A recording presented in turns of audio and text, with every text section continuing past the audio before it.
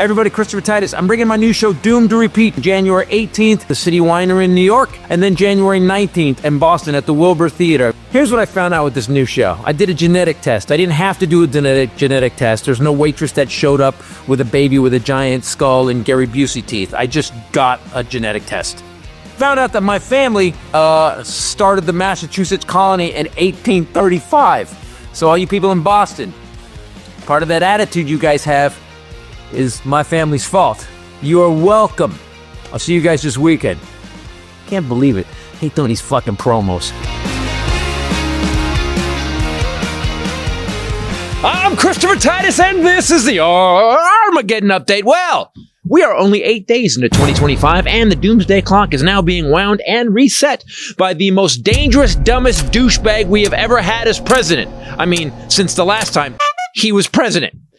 After he ran on bringing down prices, very simple word, groceries. Happy, happy, dance, dance. When we learn something new, we do the happy dance, dance. he said he couldn't bring down prices. It's hard to bring things down once they're up, Trump says. You know, it's very hard. He said he would end the war in Ukraine on day one. And we're going to get that war ended as president-elect. In other words, before I even take over the White House. He's kind of gotten very quiet about that. So in 12 days, guys, the war in Ukraine is over. Oh, joy. Right. The guy that couldn't sell steak, water, or vodka is going to stop the Russian war machine.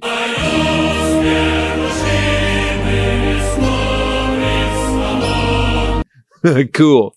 When asked if he would promise to not use military force to take over Greenland, He didn't rule out military coercion. Well, we need Greenland for national security. what the fuck? And the Panama Canal. The Panama Canal is vital to our country. It's being operated by China. China. Again, what the fuck? He said he could not rule it out. He's going to use military force over a place that exports salmon and halibut, and on another country that runs an aquatic toll road. He also wants to acquire Canada. Okay, go away. Yeah, we'll be right here. Go away. Well, in fact, we'll just like whistle. Zoom off. Acquire Canada? What the fuck? First of all, Canada's not a bed-bug-infested resort you can just buy. And frankly, if Trump took Canada, I can't believe that sentence was even said out loud, Trump would bankrupt Canada in a year after its governor, Don Jr., tried to snort Whistler Ski Resort. After Trump ran up $8 trillion in debt last time, Canada should acquire us, and we could get a piece of all those sweet maple syrup billions. Hell yeah. And Melania could be with her true love. Because he has time off now. I intend to resign as party leader, as prime minister. Regarding Greenland, he wants to take Greenland, which is another sentence I can't believe I'm saying. Why? Are we low on Dungeness crab? Greenland's biggest export is fish.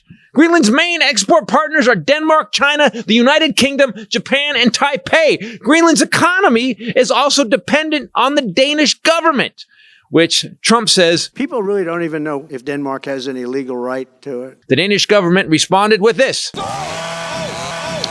This burnt umber anal polyp is going to start a world war over Atlantic salmon. And regarding the Panama Canal built in 1914 by Teddy Roosevelt, I mean, he didn't work on it, but he approved it. So we could get stuff cheaply and fast from around the world. You know, we used to own the Panama Canal. We gave it back in 1999, and we had it for 85 years, and we still use it. So does China. China. Now, Trump wants to take it back, possibly with force. Cool. War with China and invading Panama again. That went so well last time. I'm sure that'll be awesome. You hear that? That's the Doomsday clock. And now the Gulf of Mexico. Trump wants to name it the Gulf of America. How small is this guy's mushroom? Besides, we already used the Gulf of America to describe the space between his ears. Hey, yo! Ha ha! Very, very large brain. And for the distance Melania stays away from his hamburger-smelling torso. Sweet Potato Hitler also said, if the Israeli hostages aren't released, all hell will break out in the Middle East. First of all, too late. Hell has been raging in the Middle East for 1,200 years before Christ. And then Trump claimed the insurrection, which he was impeached for, wasn't an insurrection. You know, there was never charges of insurrection or anything like that. but if there were, this would be the only insurrection in history where people went in as insurrectionists with not one gun. I could go on, and I will next week and for the next 4 years, unless I fall out of a window accidentally. Because every sentence this man says is a lie. And that's according to CNN, who fact-checked every bullshit thing he said in this speech. And the saddest part is his lying fucking worked. I really want to thank the Democrats for keeping their composure and playing by the rules, while these corrupt criminals did what they wanted, how they wanted. And a special thanks to Merrick Garland for catching up on his sleep for the last 4 years. You know what? Cheaters never win. I'll see you guys all on the 21st, and we'll celebrate the end of the Ukraine war.